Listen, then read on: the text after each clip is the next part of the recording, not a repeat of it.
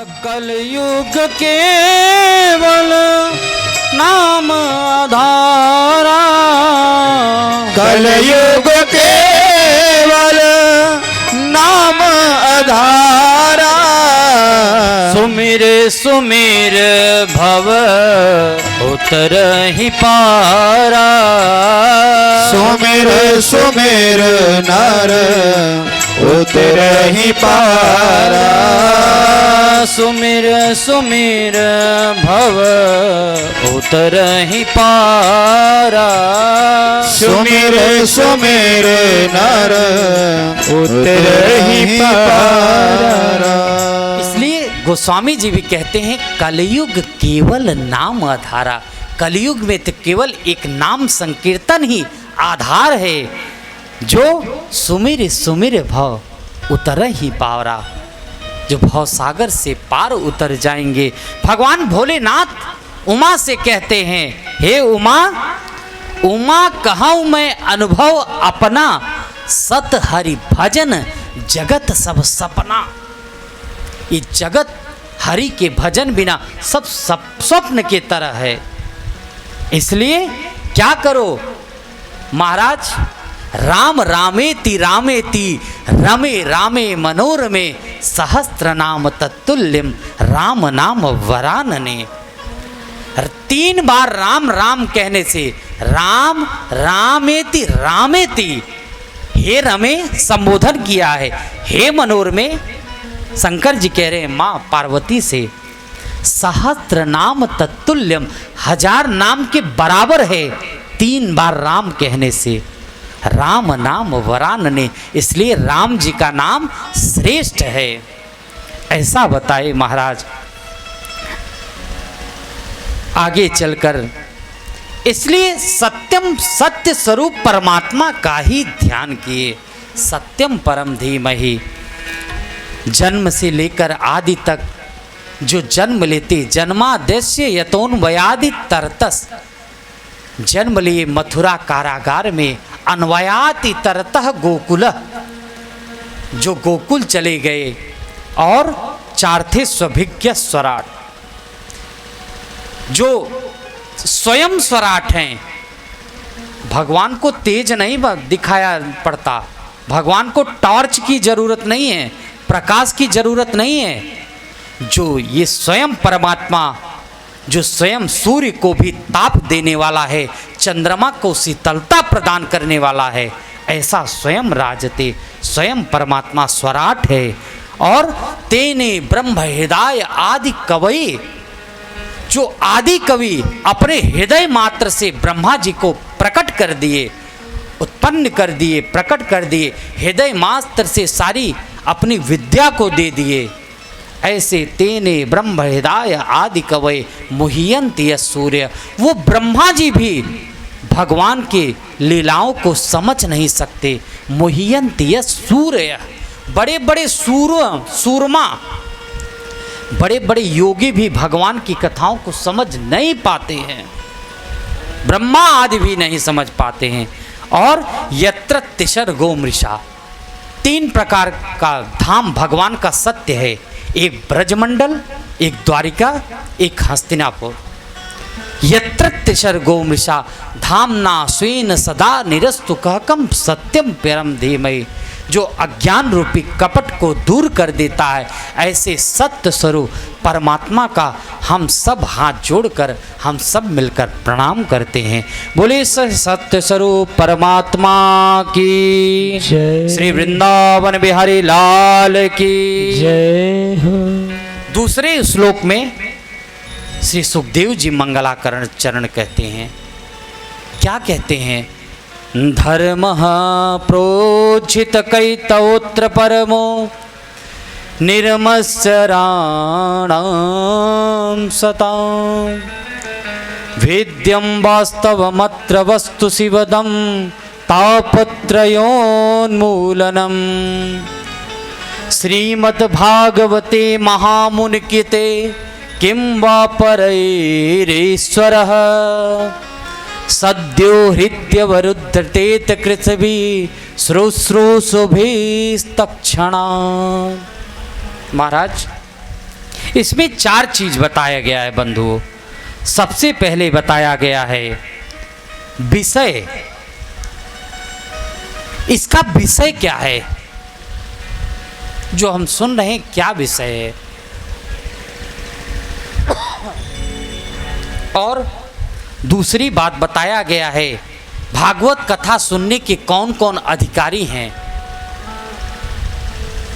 विषय अधिकारी और कथा सुनने से किससे संबंध कराता है और कैसा संबंध कराता है। और चौथा है कथा सुनने का प्रयोजन क्या है। एक बार भाव से क्या बोलना पड़ेगा? मैया, ए बहन जी, आप कथा सुनने आई हैं, बिल्कुल कथा श्रवण करेंगे। मोबाइल बिल्कुल नहीं, नो मोबाइल। आप लोग मोबाइल नहीं चलाएंगे, 3 घंटा बिल्कुल कथा श्रवण करेंगे। देखो हमारे भाई सब इस समय देख रहा हूँ कान खड़े करके कथा का श्रवण कर रहे हैं। पर ये माताएं जहाँ 4 लोग मिल जाए ना, अरे महाराज, ये अपना पुराने समय का दादाजी के ज़माने का प्रसंग छेड़ देंगे, फिर इनकी कथा बंद होने वाली है। अरे एक बार भाव से जोर से क्या बोलना पड़ेगा? बंधु, धर्म प्रोजित कई तवोत्र परमो। इसमें कपट रहित, जो कपट रहित हो वही भागवत कथा सुनने का अधिकारी है। सबसे पहले क्या था, विषय क्या है? ये भागवत, श्रीमद् भागवत ही विषय है कि जो धर्म रूपी का निरूपण किया गया है, इस कथा को श्रवण करना चाहिए। और इस कथा के अधिकारी कौन कौन हैं, कौन कौन कथा सुन सकते हैं? तो कहते हैं निर्मत्सराणाम सताम। जो निर्मत्सर रहित व्यक्ति हो वही इस कथा सुनने का अधिकारी है, बाकी और नहीं है। अच्छा महाराज, निर्मत्सर का मतलब क्या होता है, जानते हो आप लोग? निर्मत्सर मतलब जानते हो? नहीं ना? देखो, एक होता है मच्छर और दूसरा होता है निर्मत्सर। मच्छर से पर जो निर्मत्सर व्यक्ति होते हैं ना, निर्मत्सर कौन होता है? जो दूसरे के धन संपत्ति को, खुशहाली को देखकर उसे द्वेष हो, जलन हो, उसे ही निर्मत्सर व्यक्ति कहते हैं। और ऐसे लोग श्रीमद् भागवत कथा के सुनने के अधिकारी नहीं हैं। भागवत कह रहा है ये बात। एक बार क्या हुआ, एक व्यक्ति था, वो निर्मत्सर था। अब महाराज अपने पड़ोसी का देख देख कर, देखो तो सही, ये पड़ोसी हमारा बढ़ा जा रहा है, इसके घर बहुत बढ़ोतरी हो रही है। महाराज उसको जलन होने लगा। अब जलन होने लगा, सोचने लगा मैं क्या करूं। तो कहने लगा जा रहा हूं तप करने। गया तप करने। तप करते करते करते करते ऐसा तप किया महाराज कि ब्रह्मा जी उसके तप से प्रसन्न हो गए। और प्रसन्न हो गए, कहने लगे वरदान मांगो, मैं तुम्हारे इस तप से प्रसन्न हूं।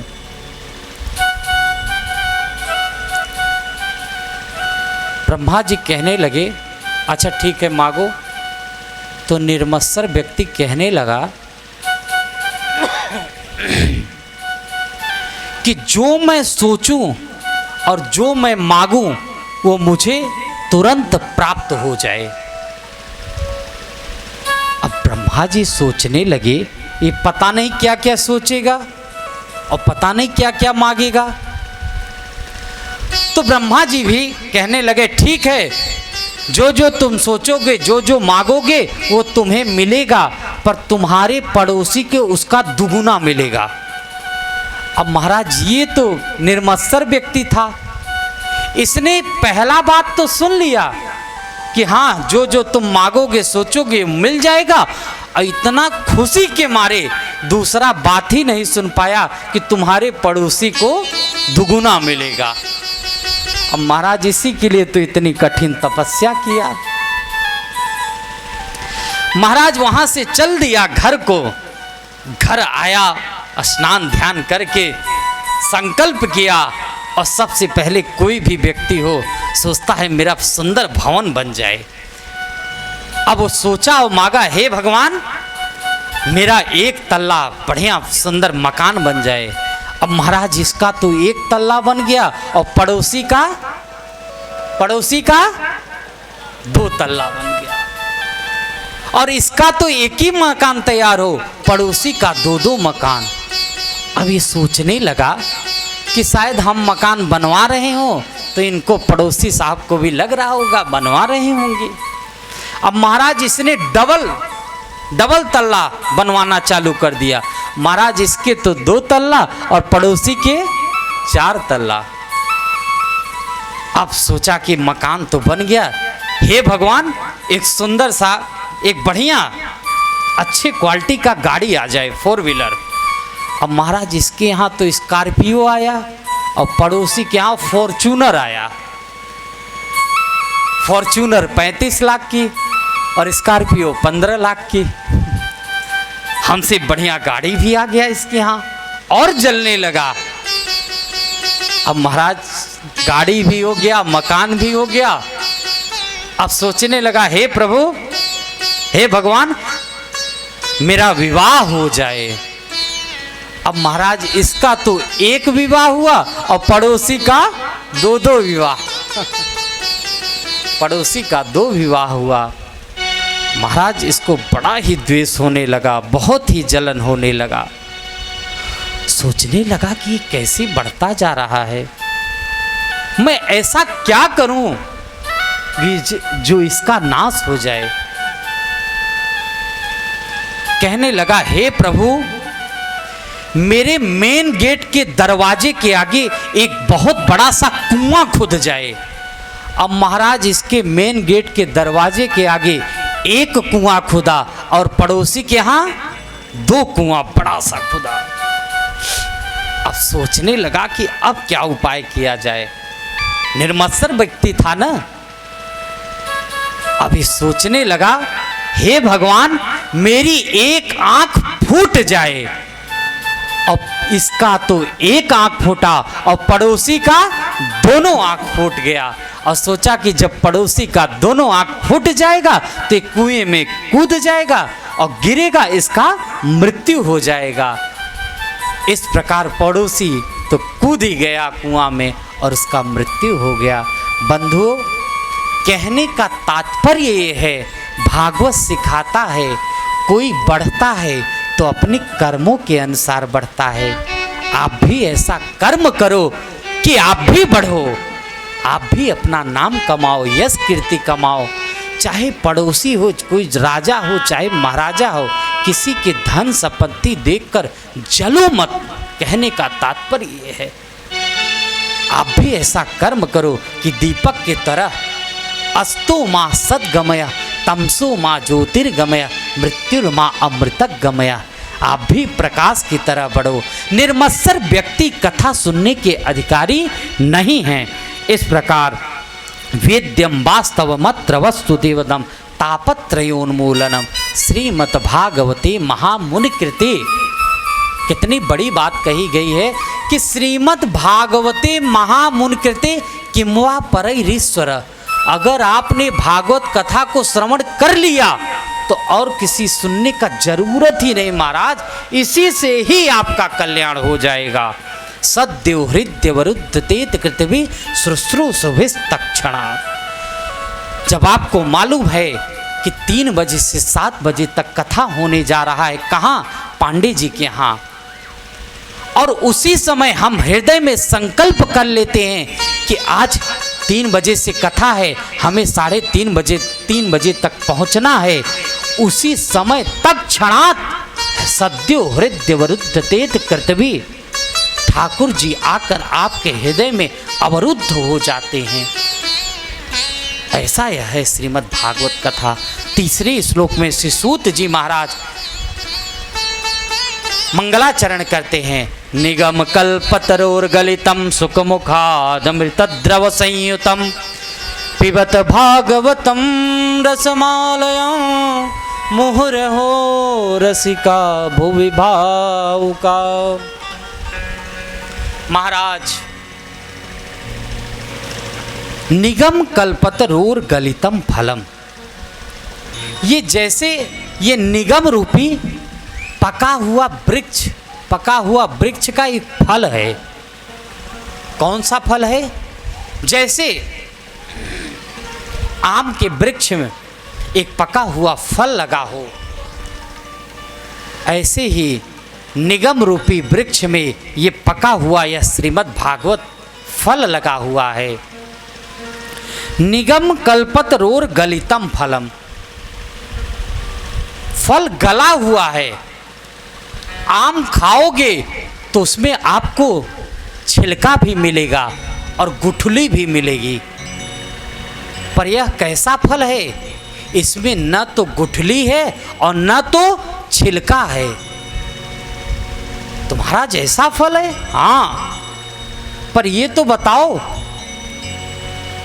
सुख मुकाद अमृत द्रव संयुतम। बंधु, अगर कोई फल है, अगर उसमें सुख तोता अगर मुख लगा दे तो 100% है वो फल पका हुआ है, वो मीठा है। तो इसमें कौन ने मुख लगाया? तो कहते हैं साक्षात सुखदेव भगवान, सुख मुखाद अमृत द्रव संयुतम। ये मीठा तो था ही जब सुखदेव महाराज का इसमें मुख लगा, जब उन्होंने अपने मुखार बिंदु से इस कथा को गाया तो ये अमृत तुल्य हो गया, अमृत के समान हो गया। सुख मुखाद अमृत द्रव संयुतम पिबत भागवतम रसमालयम मुहुर्हो रसिका भुवि भावुका। ऐसे श्रीमद् भागवत को हम लोग खूब बार बार पान करें, और कब तक पान करें? जब तक हमारा मोक्ष न हो तब तक इस कथा का श्रवण करते रहें। जहाँ जहाँ भी हो वहाँ वहाँ कथा जाकर पान करें। ऐसा है। एक बार क्या हुआ, अब थोड़ा हम समासव्यास योगतः, अभी तक बड़े सूक्ष्म से चले, अब राजधानी का स्पीड पकड़ते हैं। श्री सौनक जी ने 6 प्रश्न किया। किम श्रेय शास्त्र सार का स्वावतारा प्रयोजनम किम कर्म केवताराश्च धर्म कम शरणम गतः। उन्होंने 6 प्रश्न किया। किम कर्म, आने वाला कलयुग में लोगों का कल्याण कैसे होगा। दूसरा प्रश्न किया शास्त्र सारह का, शास्त्र का सार क्या है। और तीसरा प्रश्न किया स्वावतारा प्रयोजनम, भगवान के अवतार का प्रयोजन क्या है। और चौथा प्रश्न किया किम कर्म, भगवान कर्म क्या करते हैं। और केवताराश्च, भगवान का अवतार लेने का कारण क्या है। छठा प्रश्न है धर्म कम शरणम गतः, भगवान के चले जाने के बाद धर्म किसके शरण में गया। इसी 6 प्रश्नों का उत्तर हम सब इस 5 दिनों में और श्रवण करेंगे। यही 6 प्रश्न किए सुखदेव महाराज। श्री सूत जी महाराज यहाँ पर सुखदेव महाराज का वंदन किए हैं, गुरु के वंदना किए हैं, मंगलाचरण किए हैं, तब जाकर कथा सुनाना प्रारंभ किए। और आगे चलकर महाराज 24 अवतारों का वर्णन है। 24 अवतार के बाद एक बार द्वापरे समनुप्राप्ते तृतीये युग पर्यये जातः पराशरद्योगी वासव्याम कलये हरे। द्वापर के तीसरे युग के सतयुग, त्रेता और द्वापर, तीसरे कलयुग में वेदव्यास जी के पुत्र थे। पराशर के पुत्र वेदव्यास जी थे। वेदव्यास जी ने ओमकार था, एक केवल मात्र ओम, हम लोग ध्यान करते हैं ना, ओम, बाकी कुछ भी नहीं था। कोई पुराण, गीता, महाभारत, 18 पुराण, उप पुराण कुछ भी नहीं था, केवल ओमकार नाम था। वेदव्यास जी सोचने लगे आने वाले समय में कलयुग आ रहा है, मानव के पास कल्याण कैसे होगा, क्योंकि ये इतना समय नहीं दे पाएंगे कलयुग के प्राणी। उन्होंने उसका 4 भाग किया, ऋग्वेद, यजुर्वेद, सामवेद, अथर्ववेद, और उसके बाद पंचम वेद में उन्होंने महाभारत का रचना किए, 17 उप पुराण का रचना किए,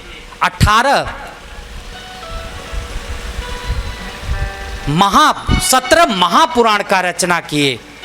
और फिर भी मन में असंतोष था वेद व्यास जी के। बंधु, क्यों असंतोष रूपी बैठे हुए थे, उसी समय नारद जी का आगमन हुआ। नारद जी ने पूछे वेद व्यास जी से, क्या पूछते हैं? भवतानुदित प्रायः यशो भगवतो मलो ही नैवासो न तुष्येत मन्ये स तद्दर्शनम्। हे पाराशर जी, आपका मन असंतोष क्यों है? आप इतने खिन्न मन से क्यों बैठे हैं? तब उन्होंने उदाहरण दिया कि आपने अनेक ग्रंथ बनाए, अनेक ग्रंथों का रचना किए, पर आपने भगवान के यश के कीर्ति का गान नहीं किया है।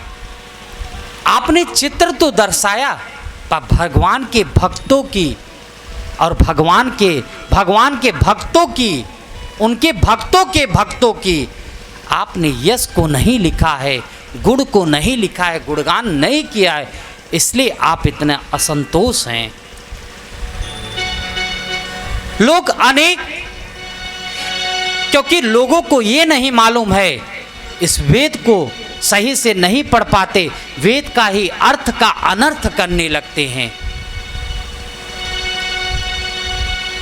इस प्रकार आप ऐसा करो, भगवान की यश कीर्ति को उसमें अंकित करो।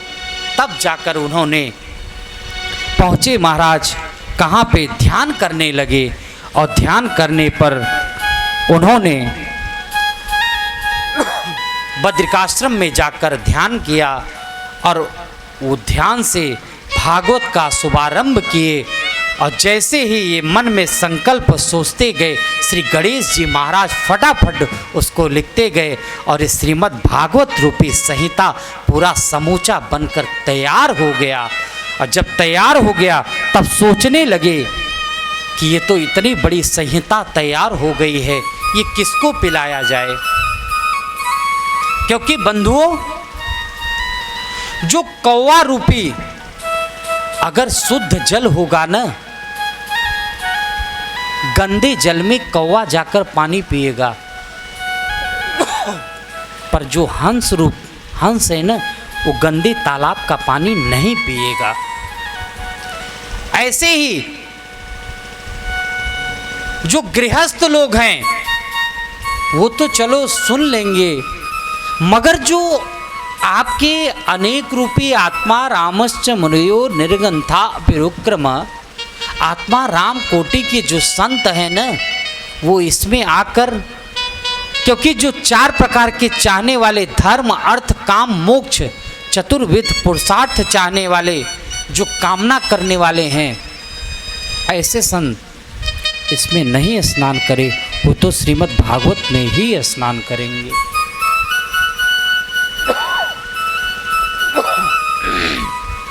एक बार भाव से क्या बोलना पड़ेगा? जोर से बोलना पड़ेगा। तो इस प्रकार ये इतना सुंदर और दिव्य ग्रंथ तैयार हुआ है, किसको बुलाया जाए? तो वेद व्यास जी के पुत्र थे श्री सुखदेव जी महाराज, जन्म लेते ही वन की तरफ चले गए थे। एक शिष्य को भेजे, उन्होंने 2 श्लोक सुनाया, कहें जाकर वन में जाओ और ये गान करो श्लोकों का। तो जाकर वहाँ गान करने लगे। वरहा पीडम नटवर वपो कर्णयो कर्णिकारम।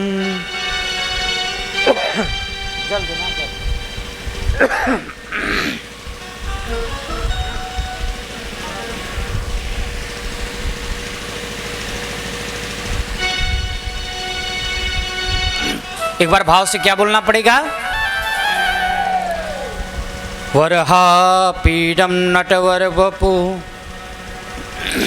कर्णयो कर्णिकारम बिभ्रदवासः कनककपिशं वैजयन्तीं च मालां रन्ध्रान् वेणुरधरसुधया पूरयन् गोपवृन्दै वृन्दारण्यं सपदरमणं प्राविशत्कीर्तिः। महाराज, वरहा पीडम नटवर वपु कर्णयो कर्णिकारम,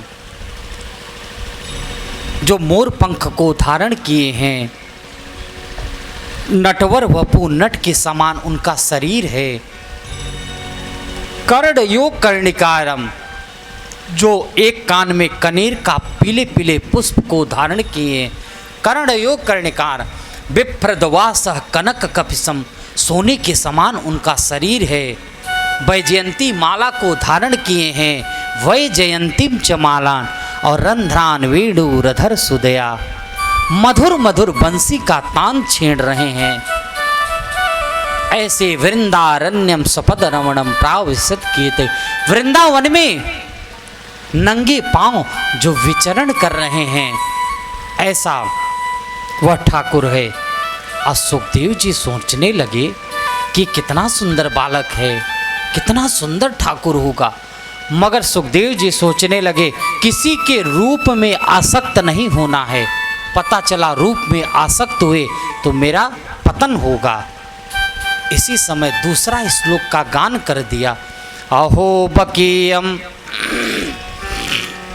स्तनकालकूटम जिघांसया पाययदप्यसाध्वी लेभे गतिं धात्रिच्युतां ततोऽन्यं कं वा दयालुं शरणं व्रजेमः। महाराज, अहो बकीयम स्तनकालकूटम, ये जो बकासुर की बहन है ना, पूतना, वो अपने स्तनों में कालकुट जहर लगाकर आई है। अहो बकीयम स्तनकालकूटम जिघांसया पाययदप्य साध्वी, क्यों? ठाकुर जी के मारने के लिए आई थी कि मैं अपने स्तन को पान करा दूंगी तो जहर स्तन में लगा है और ये छलिया ठाकुर जी की मृत्यु हो जाएगी। जिघांसया पाययदप्य साध्वी, पर आई थी पूतना मारने के लिए। उस पूतना को भी भगवान ने माँ की गति प्रदान कर दी, माँ यशोदा की गति प्रदान कर दिए। लेभे गतिम धा त्रिच्युताम ततोन्यम कम वा दयालुम शरणम ब्रजेम। ऐसा दयालु किसी ने सोचा है? कितना दयालु है, कितना कृपालु है मेरा ठाकुर, मेरे बाके बिहार। सुखदेव जी महाराज आए, जैसे ही आए श्री वेदव्यास जी महाराज ने समूचा भागवत पुत्र भाव में नहीं, पात्र भाव में समूचा भागवत का पान करा दिया। इस प्रकार महाराज पान करने के बाद एक बार क्या हुआ,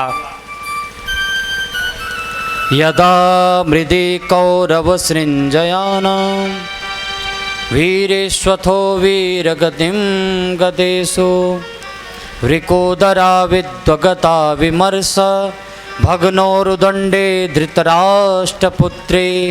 महाभारत का युद्ध हुआ। उस समय भीम और दुर्योधन दो लोग लड़ रहे थे।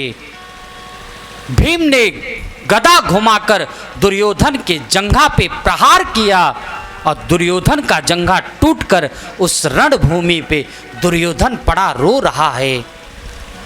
अश्वत्थामा का आगमन हुआ। अश्वत्थामा कहने लगा, हे दुर्योधन, मैं तुमसे कहा था कि तुम मुझे गद्दी पर विराजमान कर दो, तिलक कर दो। ये जितने पांडव हैं, पांचों पांडव आज बसते न।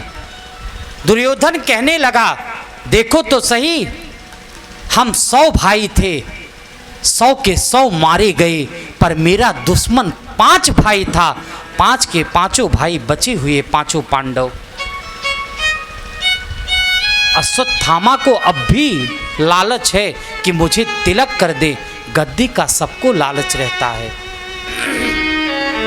महाराज, दुर्योधन ने धनुष लिया, धनुष से अपने हाथ को फाड़ा और वहां से ब्लड लेकर अश्वत्थामा को तिलक कर दिया। तिलक करते ही अश्वत्थामा चला गया पांचों पांडवों के मारने के लिए। इधर महाभारत का युद्ध जीते थे पांचों पांडव। भगवान कृष्ण पांचों पांडवों को कहने लगे, तुम लोग महाभारत का युद्ध जीत कर आए हो, चलो तुम लोग को हंस का दर्शन कराएं। चले गए हंस का, क्योंकि हंस का दर्शन शुभ माना गया है। हंस का दर्शन कराने के लिए ले गए।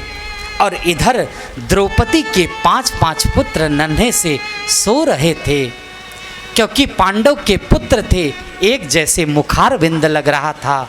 अश्वत्थामा ने रामश्च मुनियो निर्गंथा विरुक्रम, आत्मा राम कोटि के जो संत हैं न, वो इसमें आकर, क्योंकि जो 4 प्रकार के चाहने वाले, धर्म अर्थ काम मोक्ष चतुर्विध पुरुषार्थ चाहने वाले, जो कामना करने वाले हैं, ऐसे संत इसमें नहीं स्नान करें, वो तो श्रीमद् भागवत में ही स्नान करेंगे।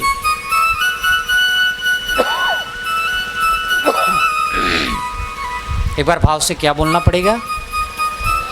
जोर से बोलना पड़ेगा।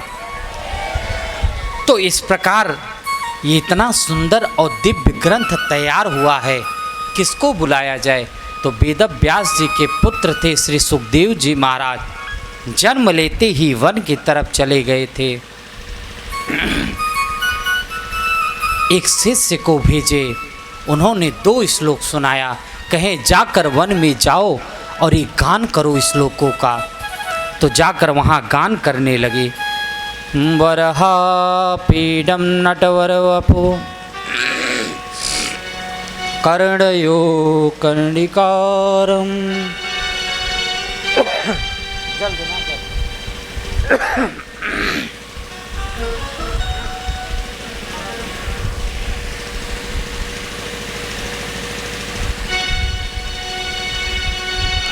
एक बार भाव से क्या बोलना पड़ेगा?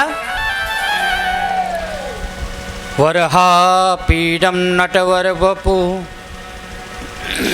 कर्णयो कर्णिकारम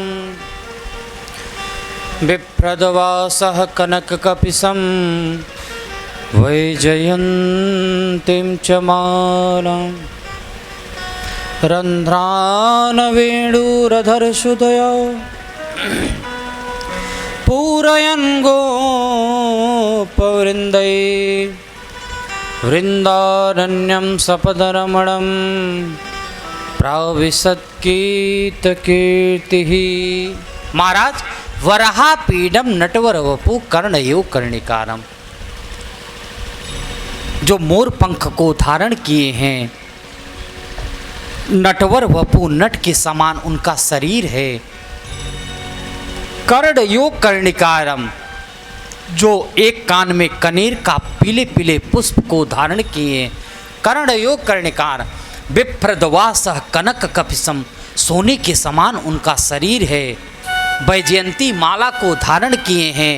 वैजयंतीम च मालान, और रंध्रान वेणुरधर सुदया, मधुर मधुर बंसी का तान छेड़ रहे हैं।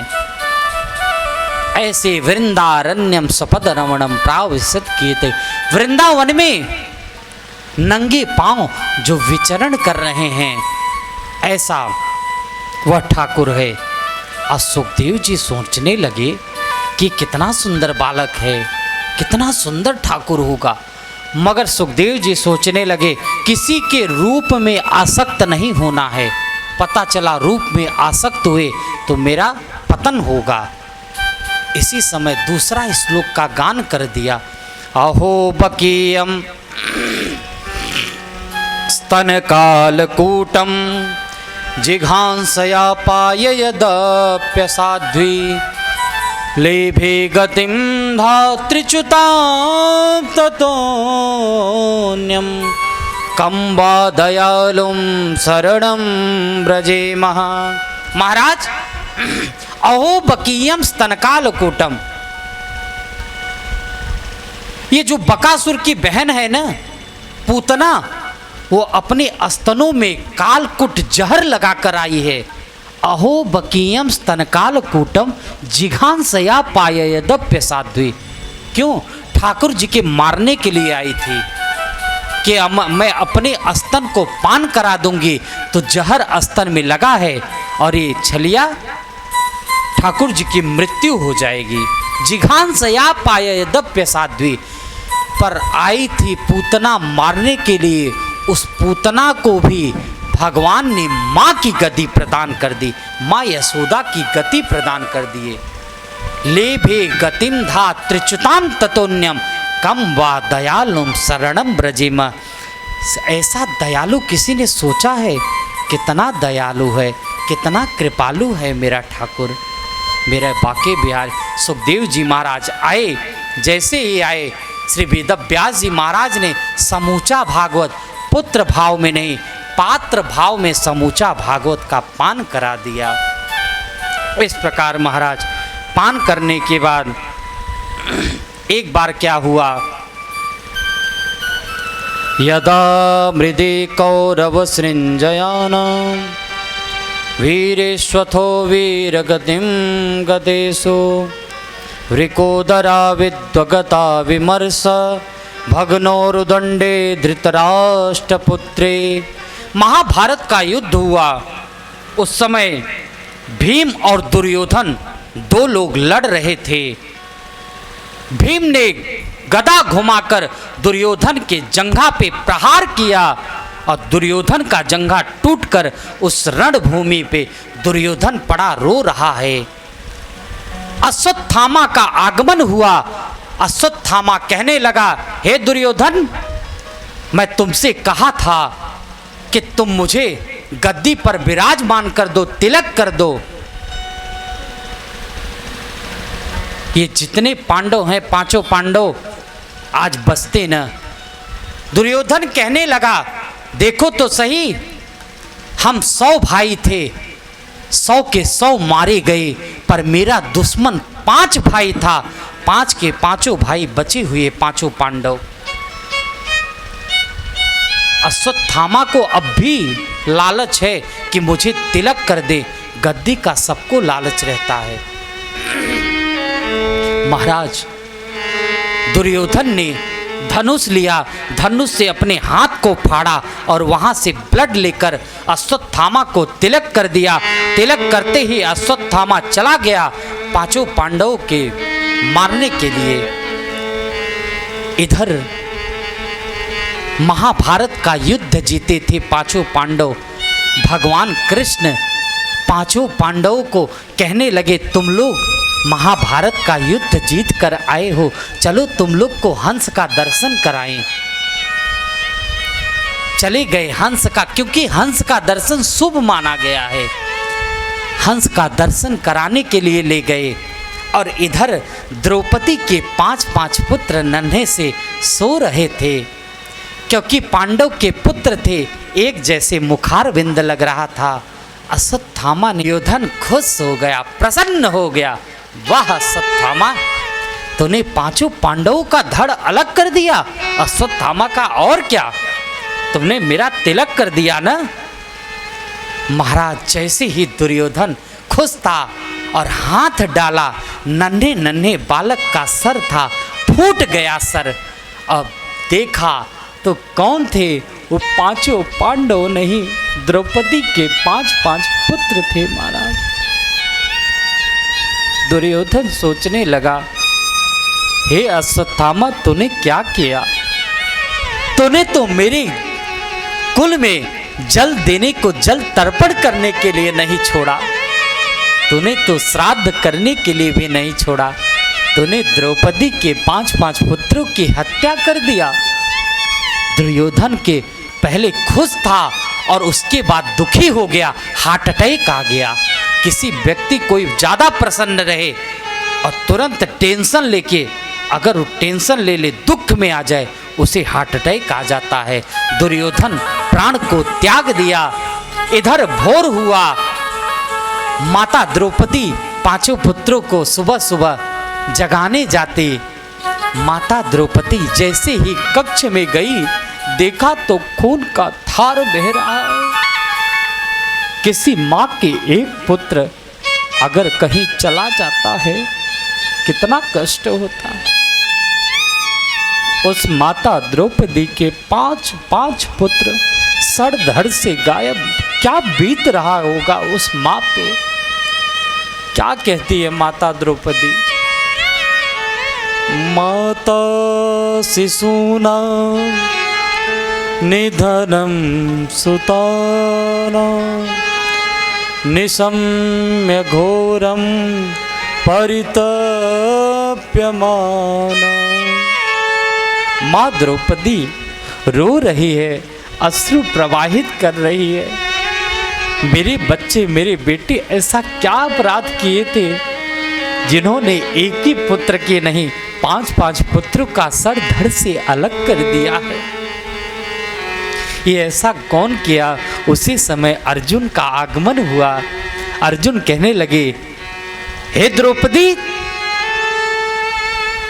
मैं प्रण करता हूं जो भी तुम्हारे 5 पुत्रों का सर धड़ से अलग किया होगा, मैं भी उसको आपके सामने लाकर सर धड़ से अलग कर दूंगा। ऐसा प्रण किए निकल दिए अर्जुन। अश्वत्थामा को पता चल गया कि हमने 5 पांडवों का नहीं, उनके पुत्रों का सर धड़ से अलग कर दिया है। अश्वत्थामा दूर भागने लगा, और अर्जुन पीछा करने लगे। अश्वत्थामा ने ब्रह्मास्त्र का प्रहार कर दिया। ब्रह्मास्त्र का जैसे ही प्रहार किए, अर्जुन श्री कृष्ण से कहने लगे, हे प्रभु मेरी रक्षा करो, मेरी रक्षा करो। देखो तो सही, अश्वत्थामा ने ब्रह्मास्त्र का प्रहार कर दिया है। कृष्ण कृष्ण महाभाव भक्ता नाम भयंकर। अपने पुत्र कृपाचार्य अपने अश्वत्थामा को और कौरवों को, पांडवों को, अर्जुन को भी विद्या तो दिए थे, पर प्रहार करना सिखाए थे, पर उसको वापस करना नहीं सिखाए थे। केवल एक अर्जुन को ही सिखाए थे, क्योंकि जानते थे अर्जुन ने गीता का ज्ञान प्राप्त कर लिया है। क्योंकि ब्रह्मास्त्र ऐसा है जैसे परमाणु बम होता है ना।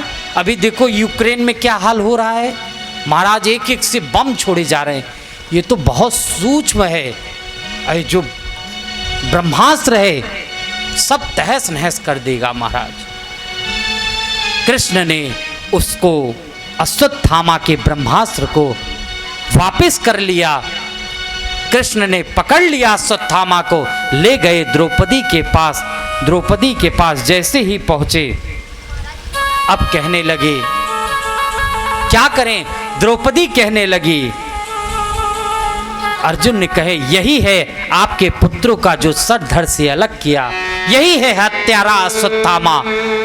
द्रौपदी ने देखा, अरे साक्षात ये तो गुरु पुत्र है। ओहो, मुच्यताम में स ब्राह्मणो नितराम गुरु। मुच्यताम, आप इसे छोड़ दो। हे अर्जुन, क्यों छोड़ दो? क्योंकि ये गुरु पुत्र है। गुरु को हत्या करना और गुरु पुत्र का हत्या करना एक बराबर है। क्योंकि मैं हत्यारा, गुरु हत्या दोषी लगेगा। तो कहने लगे, और वहां पर युधिष्ठिर थे जो सबसे बड़े, वो भी कहने लगे छोड़ दो। पर जो भीमसेन थे उनका गदा फिर लपलपा रहा था कि नहीं। अर्जुन भी कह रहे थे मारो, भीम भी कह रहे थे। नकुल सहदेव छोटे थे, जो आप लोग कहेंगे। तब जाकर कृष्ण, जो अर्जुन थे, संशय में पड़ गए कि मैं क्या करूं। तो जाकर कृष्ण के कहने लगे, हे भगवान, हाथ जोड़कर अब आप ही बताओ इसको क्या करें, मारे कि छोड़ें। तो भगवान कहने लगे, ब्रह्मवंतुर्न हंतव्य आतताई वदारण। बंधुओं, ये अधम से भी अधम अगर ब्राह्मण हो उसे मारना नहीं चाहिए। पर दूसरा कहते हैं कि आतताई को छोड़ना भी नहीं चाहिए। अब महाराज कृष्ण सोचने लगे, ये टेढ़े हैं वैसे ही हैं और टेढ़ी टेढ़ी बात भी करते हैं। एक बात कह रहे हैं इसको मारना भी चाहिए और एक कह रहे हैं मारना भी नहीं चाहिए।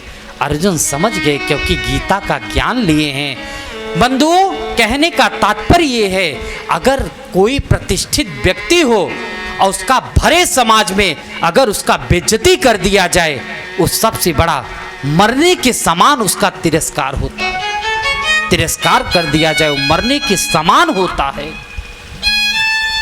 अश्वत्थामा का भरी सभा में उसको आधे से मुंडन कर दिया गया, उसके शिखा को काट दिया गया और उसके पास एक बहुत सुंदर मणि थी।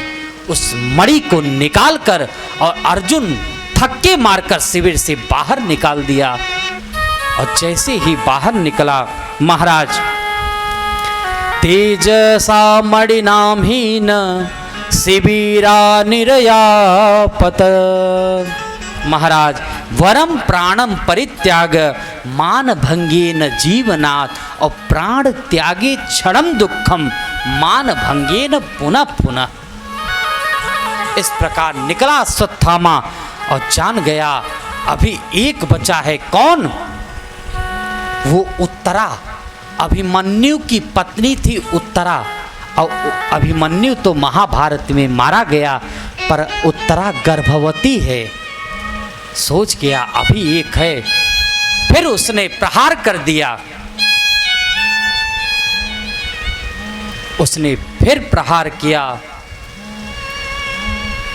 अब महाराज उत्तरा सोचने लगी कि अश्वत्थामा ने ब्रह्मास्त्र का प्रयोग किया है, अगर मैं मर जाऊंगी, मेरा प्राण निकल जाएगा, मुझे कष्ट की बात नहीं, मगर ये मेरी गर्भ की रक्षा करे।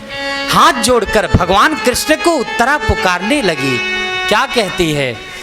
पाहि पाहि महायोगिन देव देव जगतपते नान्यम तद भयम पश्ये यत्र मृत्यु परस्परः।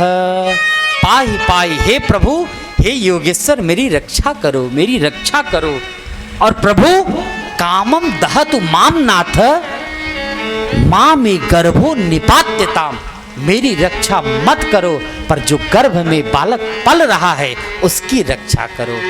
ठाकुर जी, जैसे ही उत्तरा ने स्तुति किया, ठाकुर जी बिल्कुल सूक्ष्म बांध कर नासिका से प्रवेश करके गर्भ में गए और वहाँ जाकर अपनी गदा को घुमाते घुमाते चक्र के समान लगने लगा। अश्वत्थामा ब्रह्मास्त्र का प्रयोग किया पर रक्षा किए, असर नहीं किया, क्योंकि साक्षात भगवान परीक्षित का रक्षा किए। आगे चलकर इसका जन्म आएगा। फिर भगवान द्वारिका जाने के लिए तैयार हुए। उसी समय कुंती आ गई। कुंती बुआ जी आई। उन्होंने भी स्तुति करने लगी। नमस्ते पुरुषां त्वाद्यम ईश्वरं प्रकृते परम अलक्ष्यम सर्वभूतानां अंतर बहिरवस्थितम माया जवनिका छन्नम अध्याक्षो जजमव्ययम न लक्ष्यसे मूढ़ दिशा नटो नाट्योधरो धर। कृष्णाय वासुदेवाय हरे परमात्मने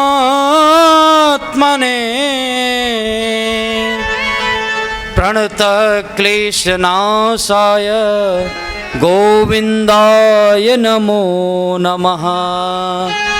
बड़ा ही सुंदर कुंती ने स्तुति किया। 26 श्लोकों में स्तुति किया। महाराज टाइम हो गया है, मैं बड़ा सुंदर इसका अर्थ करता हूँ।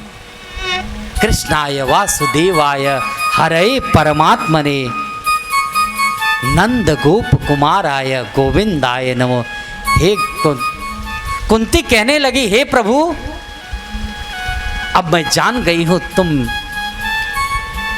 मेरे भतीजे नहीं, साक्षात तुम परमेश्वर हो, साक्षात भगवान हो।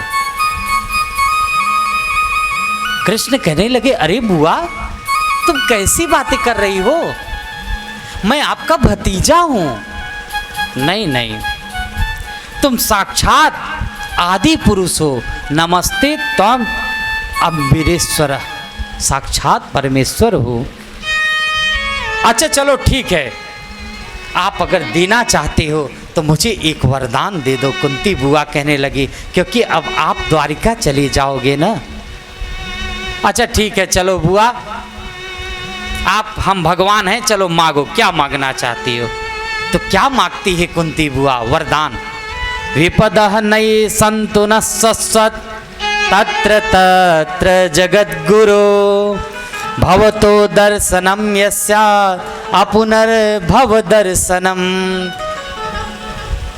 हे भगवान, अगर आप देना चाहते हो तो मुझे एक ही वरदान दे दो, केवल विपत्ति दे दो, विपत्ति दे दो। भगवान कहने लगे, अरे बुआ सब तो कहते हैं मेरे से धन मांगते हैं, सुख मांगते हैं, संपत्ति मांगते हैं, और आप मेरे से विपत्ति मांग रही हैं। नहीं बुआ मैं नहीं। तब कहने लगी कुंती, जब जब आप विपत्ति आती है ना, तब तक आप मेरे सामने खड़े रहते हो, मैं आपका दर्शन करती रहती हूँ, इसलिए आप देना चाहते हो तो विपत्ति दे दो। सुख के माथे सिल पड़े और जो हरि हृदय से जाए, बलिहारी वा दुख की जो पल पल नाम जपाए। इसलिए मुझे दुख दो जो पल पल आपकी याद आती रहे, क्योंकि सुख में सब भगवान को भूल जाते हैं और दुख में भगवान को सब याद करते हैं। इसलिए हम अब